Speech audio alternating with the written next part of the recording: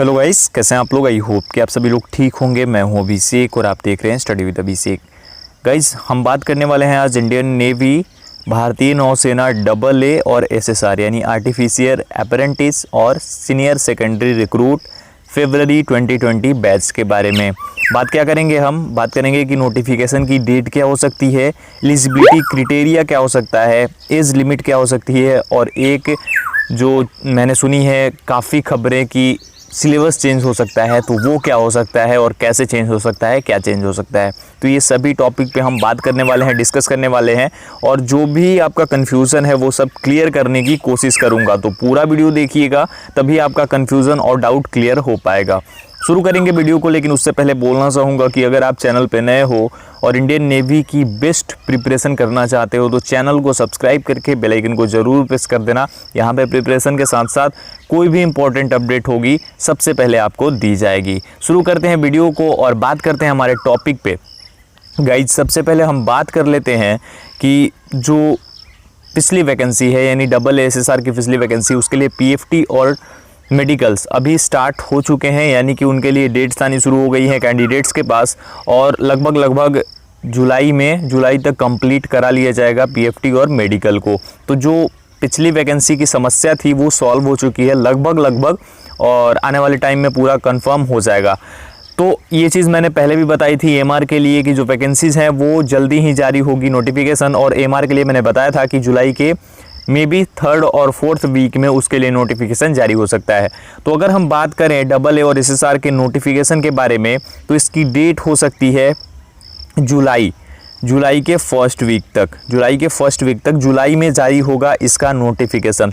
थोड़ी डिले हो रही है, अदरवाइज़ जून में ही नोटिफिकेशन जारी हो जाता है इसके लिए, SSR और AA के लिए, लेकिन मे बी ये जुलाई के फर्स्ट वीक तक आपका जो नोटिफिकेशन है आपको मिल जाएगा और जारी हो जाएगा। और बाकी जो फॉर्म अप्लाई करने की डेट्स हैं वो सब तो वहाँ पे आपको मिल ही जाएंगी।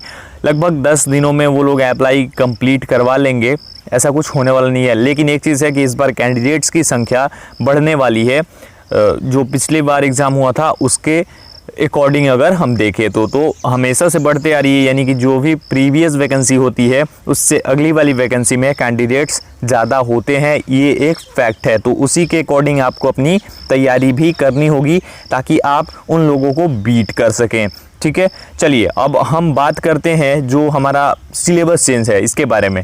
तो अभी जैसा आप लोगों को पता है सिलेबस के बारे में कि इंडियन नेवी SSR और AA के लिए दोनों का कंबाइंड एग्ज़ाम होता है, और इसके लिए जो सिलेबस में होता है क्या होता है, 100 क्वेश्चन होते हैं और 60 मिनट में करने होते हैं। 1 घंटे में 100 क्वेश्चन करने होते हैं। 0.25 मार्क्स की नेगेटिव मार्किंग ऐड होती है। अब यहाँ पे जो 100 क्वेश्चंस होते हैं वो 100 मार्क्स के होते हैं, जो कि 4 सेक्शन में डिवाइडेड होते हैं। पहला सेक्शन होता है इंग्लिश, सेकंड सेक्शन होता है हमारा साइंस, उसके बाद हमारा होता है जनरल अवेयरनेस और मैथमेटिक्स। ये 4 सेक्शन होते हैं, चारों सेक्शन में डिवाइड होता है 25 करके, यानी चारों सेक्शन में 25 मार्क्स के 25 क्वेश्चंस होते हैं। इस तरीके से होता है। और नेगेटिव मार्किंग को ध्यान रखिएगा कि 0.25 मार्क्स की, ये उन लोगों के लिए बता रहा हूँ जो लोग नए हैं, तो ये होता है। इस तरीके से अभी का सिलेबस है।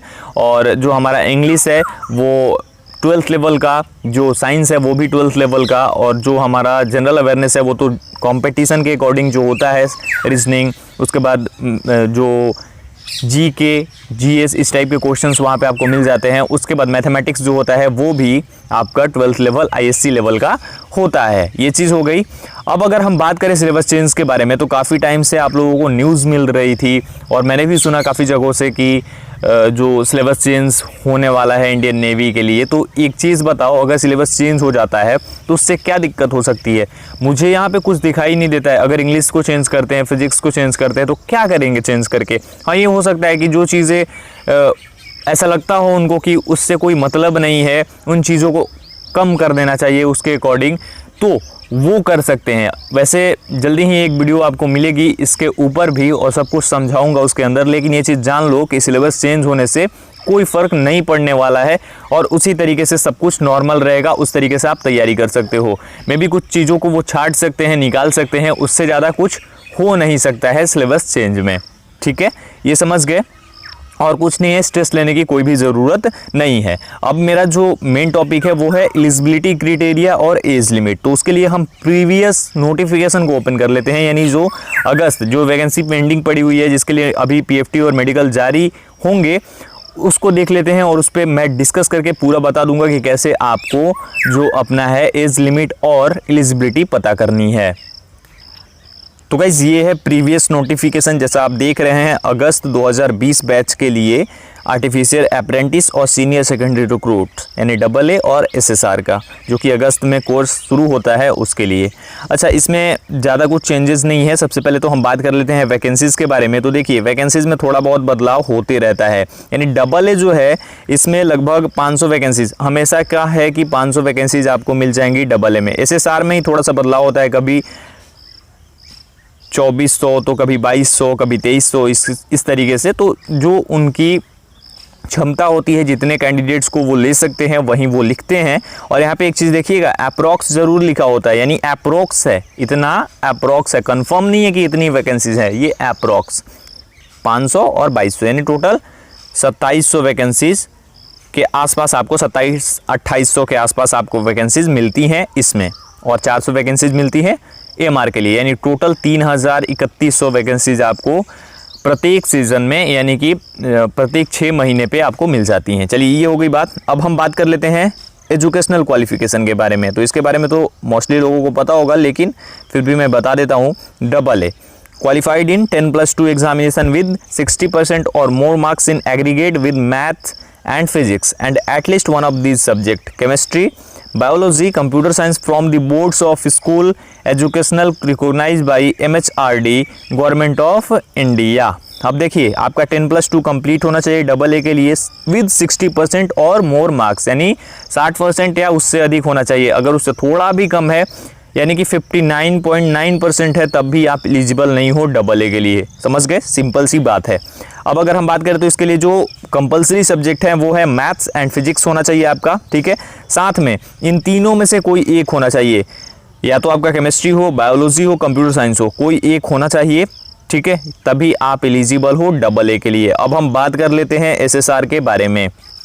SSR में है qualified in 10+2 examination with maths and physics and at least one of these subject chemistry, biology, computer science from the board of school education recognized by MHRD government of India.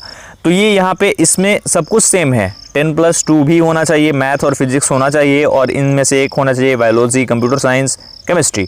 लेकिन एक चीज़ आप ध्यान दीजिए कि यहाँ पे 60% है, लेकिन यहाँ पे परसेंटेज के लिए कोई क्राइटेरिया नहीं रखा गया है, यानी कि यहाँ पे जिसका 30% है वो भी अप्लाई कर सकता है, वो बंदा भी जा सकता है। तो AA में नहीं लेकिन SSR में आप जा सकते हैं अगर आपका परसेंटेज कम है, यानी कि बिलो 60% है, तब भी आप जा सकते हैं ईजिली, ठीक है, ये चीज़ है। अब हम बात करें आगे, तो जो एज लिमिट है इसके बारे में बात करें। Candidate should be born between 1 August 2000 to 31 July 2003। अब यहाँ पे ध्यान दीजिए कि बताया क्या जा रहा है, 1 अगस्त से हमारी जो वैकेंसी होगी अब कब आएगी, फरवरी के लिए, फरवरी बैच के लिए। ये कब थी, अगस्त बैच के लिए। यहाँ पे अगर हम इसमें 6 मंथ ऐड कर लें, 6 मंथ ऐड करेंगे तो क्या होगा, अगर हम 6 मंथ ऐड करें तो 1 फरवरी 2001 से लेकर के और हमारा हो जाएगा 31 जनवरी 2004, यानी कि 1 फरवरी 2001 से लेकर के 31 जनवरी 2004 के बीच में। अब अगर हम बात करें जो इसके लिए ज्वाइनिंग होगी वो कब होगी, वो फरवरी 2021 में होगी। तो अगर हम 1 फरवरी 2001 से देखें तो अपर एज लिमिट कितनी होती है 1 फरवरी 2021 को, वो हो जाती है 20 साल, 20 ईयर्स। और अगर हम बात करें 31 जनवरी 2004 से और ये देखें तो हमारा कितना हो जाता है, ये हो जाता है हमारे लिए 17 साल। यानी कि अगर हम बात करें जो उनका क्राइटेरिया है, अगर उनकी वेबसाइट पे अगर आप जाएंगे तो वहाँ पे आप चेक करेंगे तो आपको मिल जाएगा कि मिनिमम एज होना चाहिए ज्वाइनिंग के टाइम पे 17 ईयर और मैक्सिमम 20 ईयर। तो ये यही क्राइटेरिया बन रहा है। तो मेरे अकॉर्डिंग तो यही क्राइटेरिया है, इसी के अकॉर्डिंग आप लोगों को मिल सकता है। मे बी थोड़ा कम भी हो सकता है, और अभी ये कंफर्म नहीं बोल रहा हूँ मैं, लेकिन मेरे अकॉर्डिंग ऐसा लग रहा है। आपको क्या लगता है आप भी बता सकते हैं। मुझे ऐसा लगता है कि ऐसा हो सकता है। आगे आपको जो लगता है वो आप बता सकते हैं, मुझसे शेयर कर सकते हैं। सबको अपनी राय रखने का हक है, अधिकार है। कमेंट सेक्शन में लिख देना जो आपको लगता है। तो ये मेरे अकॉर्डिंग हो सकता है। बाकी आपको फ़ी भी देनी होती है इसके लिए, तो आपको इस बार भी 215 रुपये की फ़ी देनी होगी, या फिर हो सकता है कोविड-19 की वजह से और भी सुविधाएं आपको मिले तो फ़ी को बढ़ाया जा सकता है। लेकिन अभी तो मुझे लगता है कि इतनी ही हो सकती है फ़ी। आगे जो होगा वो मैं बताऊंगा आप लोगों को। तो ये सब डिटेल्स हैं, ऐसा होने वाला है इस बार इंडियन नेवी AA और SSR की वैकेंसीज़ में। बाकी एडमिट कार्ड जो है SSR के लिए सबका आएगा, और AA के लिए तो मैंने बता ही दिया कि 60% से ऊपर होना चाहिए, या फिर 60% होना चाहिए, तभी आपको एडमिट कार्ड मिल पाएगा AA का। वैसे अगर आप 60% से अबव नंबर है आपका तो आप दोनों में अप्लाई कर सकते हैं, और अगर कम है तो आप सिर्फ SSR के लिए अप्लाई कर सकते हैं। MR के लिए भी ट्राई कर सकते हैं अगर आपकी एज लिमिट उसके अकॉर्डिंग है तो ये डिटेल्स हैं। ये थी आपके लिए वीडियो जो कि आप लोग चाहते थे स्पेशल वीडियो बनाऊं। बाकी सिलेबस पे भी बहुत जल्दी वीडियो आएगी, वेट करना थोड़ा सा।